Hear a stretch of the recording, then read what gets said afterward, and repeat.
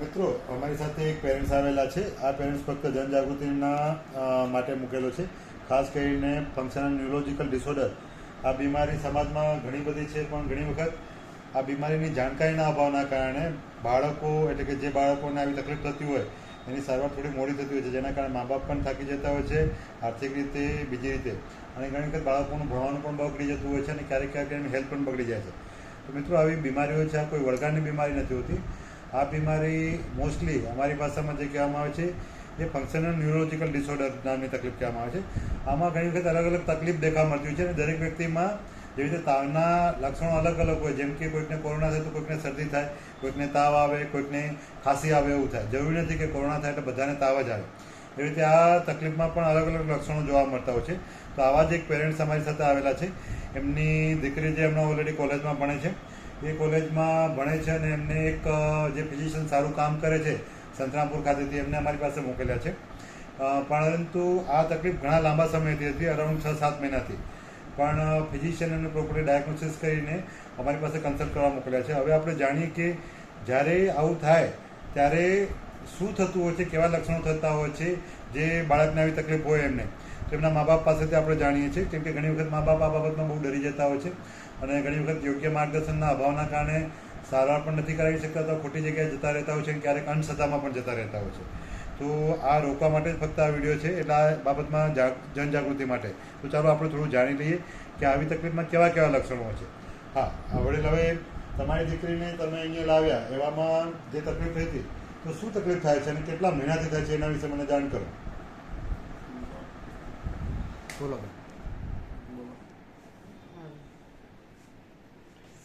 તમારી દીકરીને હમણાં જે તકલીફ થઈ હતી છેલ્લી, એના વિશે વાત કરો. શું થાય જ્યારે થાય ત્યારે? ત્યારે ચક્કર આવે ને પડી જાય, પછી દાંત કીટી એમ બાજી જાય. હા, દાંત કટ્ટી બંધ થઈ જાય અને આંખો બંધ થઈ જાય કે ખુલ્લી રહે?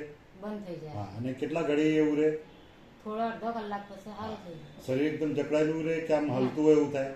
એવું ને એવું જ રહે, પણ એકદમ લૂઝ થઈ જાય? નથી, એવું ના થાય. ઓકે, આમ આપણે બોલાવો તો જવાબ આપે કે ના આપે? ના બોલે ને. બોલે નહીં, એવામાં બેભાન થઈ જાય. પછી ગમે ત્યારે થઈ જાય અને ગમે ત્યાં થઈ જાય કે ઘરે જ થાય એવું? કોઈ બી થઈ જાય, સ્કૂલમાં હોય તો પણ એવું થઈ જાય. અને આવું થાય ત્યારે પછી તમે શું કરો? કાંઈ ના, દવાખાને લઈ જજો. હું કરજો? દવાખાને લઈ જાય, પણ એમ તમને બીક લાગે ખરી? બીક તો લાગી જ જાય ને, અચાનક તમે થઈ જાય તો. તમે અચાનક થઈ જાય અને તમને પાછું એવો ડર રહેતો હોય કે આ પાછું થઈ જશે, પાછું થઈ જશે, એવું ડર રહે? થાય નહીં તો. આ બાબતમાં તમે બીમારી વિશે શું જાણકારી તમને મળી છે કે આવી બીમારીઓ હોય કે ના હોય, અને આ બીમારીઓ તો શેની હોય? તમને કંઈ ખબર છે આ બાબતમાં? આવી તકલીફ વિશે પહેલા ક્યાં જોયું હતું? ના, નથી જોયું. આ બીમારી જ્યારે આવી બાળકને તમે પહેલી વખત જોઈ હા, ત્યારે તમે દવાખાને બતાવ્યું હશે ને કોઈક જગ્યાએ? બતાવ્યું. હા, ત્યારે શું બીમારી છે એવું જાણવા મળ્યું હતું તમને? બીપી બીપી લો થઈ ગયું કહેવામાં આવતું હોય છે. અને પછી એવામાં ઇન્જેક્શન બોટલ આપો તો 1-2 કલાકમાં સારું થઈ જાય? હા, પણ પછી પાછું ક્યારે થાય કંઈ નક્કી નહીં. આની આવું થાય ત્યારે દાંત કટ્ટી બંધ થાય ત્યારે જીભ કપાઈ ગયું, પેશાબ થઈ ગયું, ક્યારે થયું છે? એવું નથી થયું. આવું થાય તો પછી તમે એને ઉચકીને લઈ જવી પડે કે એ ચાલે? ના, ઉચકીને લઈ જઈએ એમ. પછી દાંત પીટી ખોલ્યા પછી પાણી પીવાડીએ ને, હા, એટલે પછી થોડી વાર સારું થઈ પણ જાય. આપણા ગામડામાં તો ઘણી વખત એવું કહેતા હોય છે કે પેલું ડુંગળી સુંગાડો ને ચંપલ સુંગાડો, એવું કંઈ કરો? એવું કશું એવું નથી કરતા. આવું કેટલા સમયથી થાય છે? કેટલા મહિનાથી? 4-5 મહિના થાય. 4-5 મહિનાથી. અને કેટલી વખત થઈ ગયું હશે આવું? આવું 4-5 આડા ખરું. 4-5 વખત તો થઈ ગયું. એ સ્કૂલમાં હોય ત્યારે બી થઈ જાય અને ઘરે હોય ત્યારે થઈ જાય.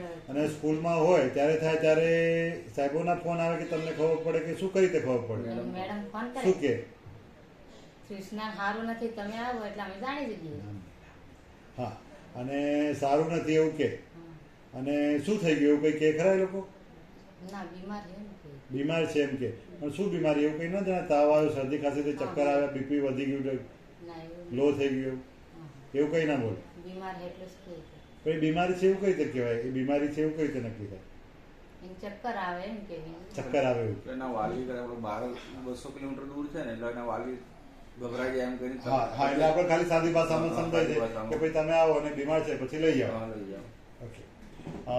એના પછી તમે આટલી વખત માન લો કે બીમારી વખતે 4-5 વખત જોયું, તમે 4-5 વખત તો ધક્કો ખાઈને લેવા ગયા જ હશો આવું, જ્યારે તમે પણ ટેન્શનમાં હશો કે આવું થાય ત્યારે.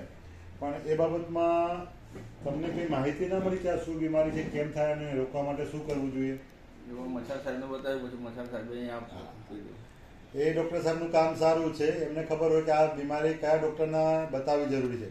જેમ કે માન લો કે હૃદયની તકલીફ આવે તો હું એમ કહી દઉં કે ભાઈ મચ્છર સાહેબને બતાવી દેજો, મારો વિષય નથી સ્પેશિયલી. હા, હું પ્રાઇમરી ધોરણ પણ કરી શકું, પણ મારા કરતાં કામ સારું ફિઝિશિયન કરી શકે એમ હા, એવું કહી શકાય. એટલે આ ઘણી વખત માઇન્ડ અને બ્રેઇનની તકલીફ હોય એટલે એમને અહીંયા મોકલ્યા છે. તમને આ બાબતમાં સ્કૂલ બીજી કોઈ આના પહેલાં આ મચ્છર સાહેબ સિવાય બીજી કોઈ હોસ્પિટલમાંથી તમને આના વિશે કંઈ માહિતી મળી નથી? બીજી હોસ્પિટલ નહીં. ઓકે. તમારે કંઈ આટલી જિંદગીમાં તમે મોટા થયા તો તમને કંઈ ભણવામાં કે સમાજમાંથી તમને આ બીમારી વિશે કંઈ ખબર પડ્યું નથી મળી?